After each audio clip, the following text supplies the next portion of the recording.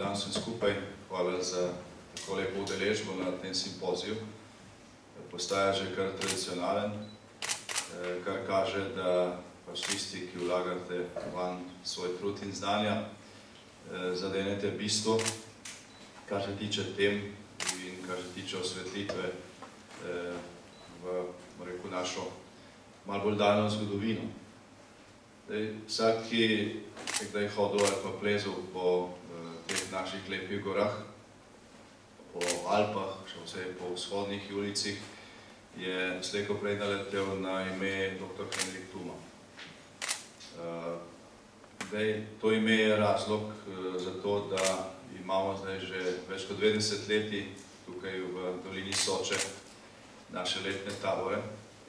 To ime je tudi razlog za to, da je verjetno nastal ta dogodek, ki ga zdaj skušamo usidrati kot res tradicionalni del, tradicionalno točko našega letnega tabora. Kajti kdorkoli je hodil po teh gorah, tukaj je slejko prej naletel na dr. Henrika Thumo.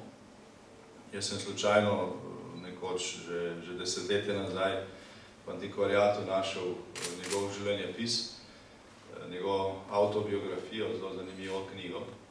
In preko te knjige sem potem prišel tudi do imenoslovja Julijskih Alp, do razvoja alpinizma, do teh njegovih del.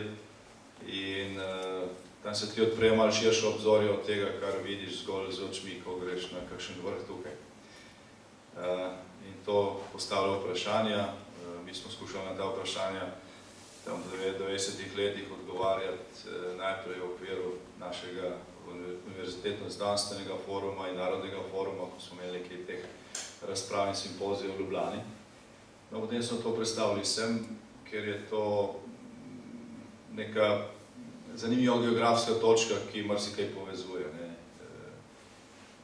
Dolina, zgornji del reke Soče, dolina Soče, ti hribi okoli, zaprte doline tukaj na drug stran, Kanina, pravzaprav v neki pristni obliki še vedno hranijo mnoge skrivnosti iz preteklosti, ki so vidne. Letos smo mi na Štajerju posvetili raziskovanju Rezije. Kdor je bil kdaj v Reziji in je bral tiste informativne turistične table, ki so v italijanskem in tako imenovanem rezijanskem jeziku, je z lahkoto ugotovil, da gre za neko arhaično obliko slovenščine, ki se je tam ohranila. Nekdo, ki pride iz Sicilije tja in bere tako imenovano rezijanščino na ulici Zastopu. Nekdo, ki pa pride iz Slovenije tja in bere tisto, pa so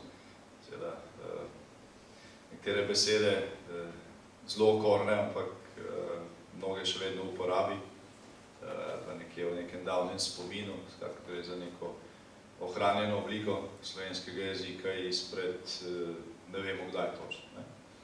Oziroma skušamo ugotavljati točno od kdaj.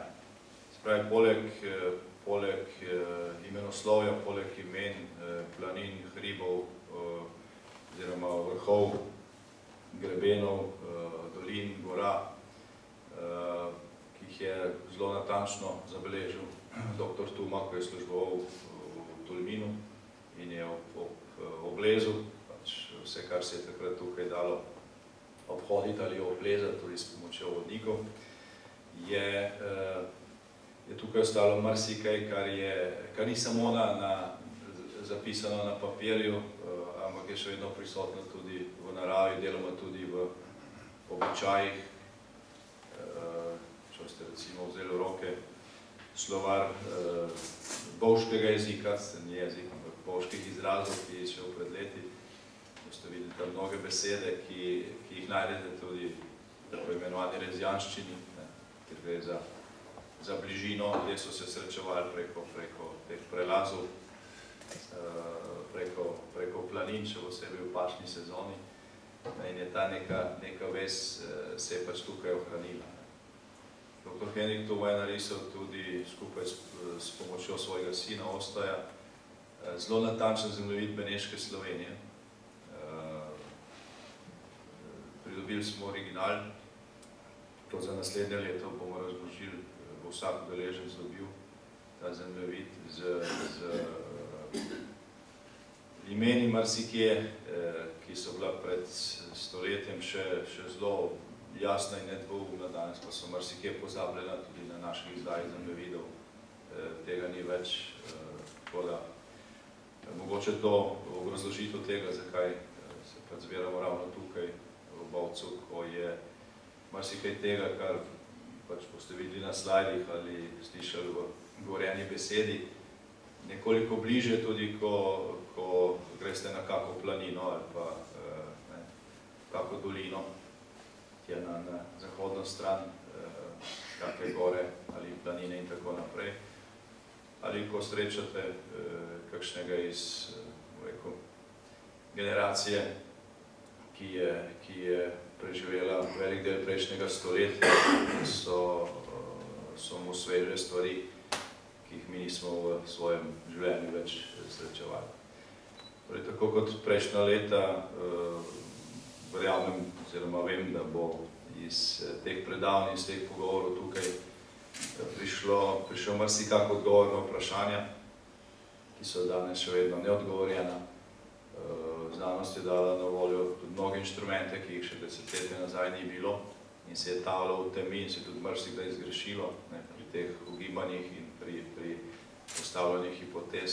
Zdaj je marsikaj, kar se tiče naše preteklosti, našega izvora, možno določiti bistveno bolj natančno, bodi si z genetiko, bodi si z izsledki arheoloških raziskav, bodi si z odkritji raznih sledi, takšnih in drugačnih, ki so po muzejih in po arhivih širom po Evropi, tudi širom po svetu in ki so tam ležali ali pa ležali pač pozabljeni, ker Slovenci smo, kar se tega tiče, precej čuden narod, spadamo med tiste, ki jih izvor pravzaprav dolga leta, desetletja, tudi stoletja, ni zanimal preveč.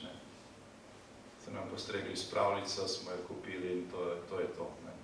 Nihče ni vprašal, kaj je bilo pa prej. Če smo prišli za Karpatov, od kje pa, zemljevidi obstajajo tudi takrat. Ve se, kdaj so v kakšnem stoletju, kje je živela kakšna ljudstva, kje so hodila, ve se, zapisana so preseljevanje narodov daleč nazaj. Vemo marsikaj za čase izpred stoletij, tisočletij, za čas pred 2200 leti, lahko danes recimo zveste natančno za današnji dan, kakšna je bila cena pšenice v Rimu, koliko je stal transport od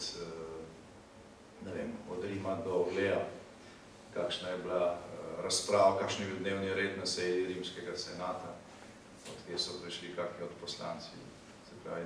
To ni nek čas, ki bi bil popolnoma zavit v temo in ki bi ga lahko kar odpisali. Še posebej je to nespodobno za neko celo nacijo, da to počne. Zato hvala tudi, ker pač polnite to praznino, ker ste doslej tudi, ko so bili ti glasovi dejansko zgolj nek glas, samem glasu v puščavi, zdaj tega vseeno več.